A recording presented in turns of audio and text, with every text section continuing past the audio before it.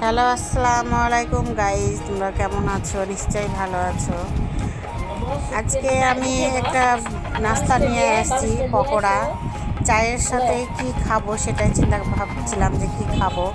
তাই ভাবলাম যে একটা পকোড়া বানাই, তাই আমি একটা পকোড়ার বাটার তৈরি করে নিলাম। এই যে আমি পকোড়া ভাজছি, এই যে আমি তেল দিয়ে বাটার ইয়াটাকে আমি ভেজে নিলাম। সুন্দর করে আমি ভেজে নিব। অনেক টেস্টি খেতে, কিন্তু চা দিয়ে খেতে অনেক মজা লাগে সন্ধ্যার নাস্তা হিসাবে।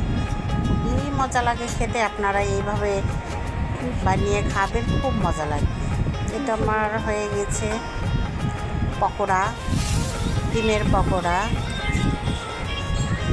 এই যে এবার আমি সাথে সাথে আমি চায়ের পানিটা বসিয়ে দিলাম, যে আমি ভাজতে ভাজতে আমার চায়ের পানিটা হয়ে যাবে।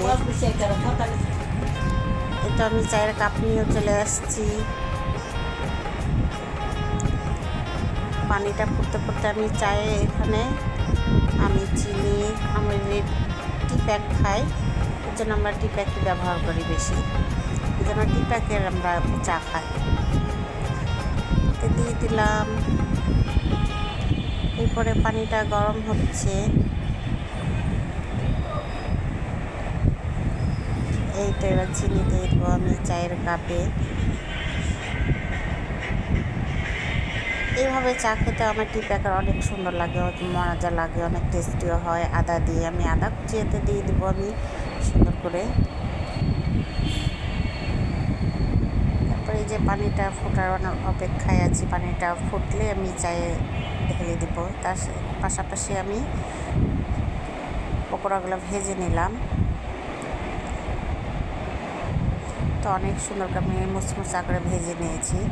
আমার ভাজা শেষ।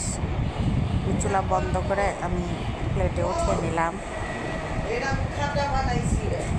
আমি চায়ের কাপের পর গরম পানিটা আমি ঢেলে দিব।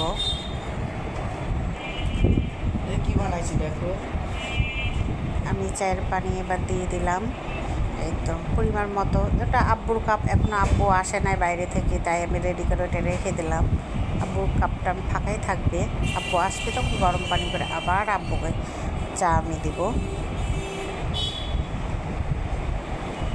এই তো আমি রেখে দিলাম আব্বুর কাপটা, কারণ এখন ইয়া করলে আব্বু আস্তে আস্তে ঠান্ডা হয়ে যাবে। আব্বু আসবে তারপরে। এই তো আমাদের নাস্তা রেডি,